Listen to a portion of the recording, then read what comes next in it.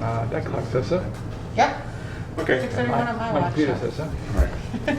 Let's call the meeting to order. I'll moderate in the absence of Jackie. She called me and asked me if I'd step in. Roll call. The Council Steves. Here. Council Marquetti. Present. Citizen Member Clements. Present. And Citizen Member Shea. All right. Okay. And Jackie's absent. Very good. Item number 3, consider and accept General Government Subcommittee minutes of October 20, 2021. I don't believe anyone's got a copy of those at this point. Okay, so we'll move on. Item number 4, review, discuss proposed precinct changes according to the 2020 census data and entertain a motion to vote to recommend that council approve and sign the 2021 re-precincting letter for the town of Southbridge. So moved. Thank you. Second. Thank you. Okay, discussion. So every 10 years, we have to do this according to the state. It's the re-precincting versus in regards to the census that comes back from 2020. And so this year we have to relocate a few of the precincts. Matt ran all the numbers with the blocks and everything. And so we took into account precinct 5 being Wells, that there's going to be new people there. And also precinct 3 is going to be K Street. So the town council has to sign the approval. I send it to the state, and then the state will send me notification of who is actually involved, the people that are actually involved. So precinct 5, a few of them are moving to precinct 3, which is Brookside Road, both sides from Katy Brook to Charlton Street. And then from 557 to 941 Charlton Street, odd side only, Vinton to the town line is going from precinct 5 to precinct 3. Then from precinct 3 to precinct 5, we have 95 and 103 Charlton Street, the odd side, and Mechanic Street to Katy Brook. 220 and 222 Mechanic Street, even side, Charlton Street to Rose Street. The even side of Rose Street, even side of Green Ave, 32 and 36 Randolph Street, even side of Green Ave to Katy Brook. Precinct 4, going to Precinct 1, is going to be 180 to 272 Eastford Road, even side, Cohasset Brook to Durfee Street. And then Precinct 2 is going to see several of the streets are going to Precinct 4. That would be all of Marjorie Lane, all of Westwood Parkway, all of Knollwood, Bellevue, Blanchard Drive, all of Chartier Lane. Then we have 370 to 590 South Street, even side, West Street to Westville Dam entrance. The even side of West Street, and 825 and 831 Main Street, the odd side, West Street to Quinnebog River. So what Matt did was takes the blocks, and then you do like brooks, rivers, that's what you use for your boundaries, and that's what he did. And I have to say kudos to Heather and Matt. They're the ones that came up with all these numbers, and that's what we have. We didn't come up with the number. The numbers are from the blocks. Right. And there's parameters that the state gave that we had to stay within, so that we had to move some people just because of the size. And they also tell you to take into account what you talked about with planning for those new potential developments where you know there's going to be an increase of people. So. And it doesn't go by the voters in the block, it goes by residents. So even though precinct 4 is a very large precinct to begin with, it's the numbers for the blocks that It's the residents, right? Right, Population. yeah, population. So what's the maximum percentage difference? I know there is one, but Did he give you this map, the variances no, too? I mean in terms of what the state law requires. I saw what the... Oh, okay, no precinct can be more than 4,000. So if once we hit and these precincts start, then we have to add another precinct. So fortunately, we did not have to do that. Okay. Do you anticipate creating another? All right. How often do you create precincts? Only when the state, so it would be every 10 years. Okay. So then, if K Street gets into being a big project, that's precinct 3. Right. All right. So you won't go. Okay. You've got 3476 there right now. So you don't anticipate getting up to 4,000.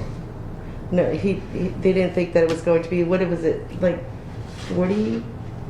It's 7. It's well the 5 K Street is 87 bedrooms, so that's like 87 people, because you usually see, you know, so it's probably less than that, because there's gonna be 2 bedrooms with only 1 person, you know, there's all of that. And then,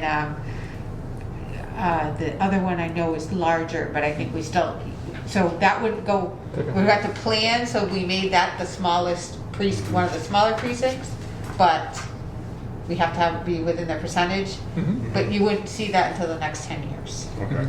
So just because it could go over in the next 10 years, you still don't change it until the next census round. Right? Okay. Thank you. And so once the council approves it next week, then I have a letter that I have to send to the state that you all will sign, and I'll send that off. And then that's when they send me the notification of all the residents and all that, and then I notify them. Fortunately for town, a precinct isn't going to matter because it's all in one polling location. So instead of going 4, you still go into the same place. Right. So that's fortunate. I think it makes very little difference for us also, because we're counselors it's counselors at large is our community. Right. It would make probably more concern for people if it were that each precinct was different, you know, that there was more of a challenge type situation. Right. And who's getting in, who's getting out, how many voters are there, and what type of voters and all Right. that. Or So- a counselor could actually be moving out of precinct 2 to 4, Right. and they're precinct 2, but we Right, don't have that. yeah, you could have that problem where, right, you're redistricting, or whatever it's Yeah. called, considered here, yeah. So re-precincting versus redistricting. Correct. But we don't have that here. Another question is, so why is it the job of the town engineer that, I mean, you know, why is it the job of them to do this? Okay, so it's a team.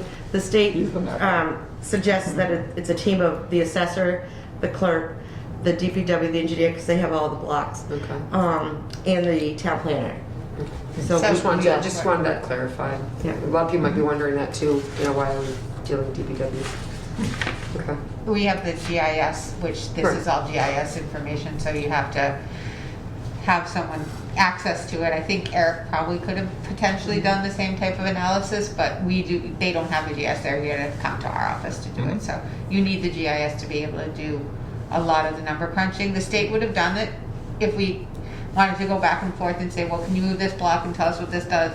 But it would have been much more cumbersome. And Matt's been talking back and forth with the state, and they were in agreement with what he did. Very good. Anything Does else? any of this eliminate any of the, like,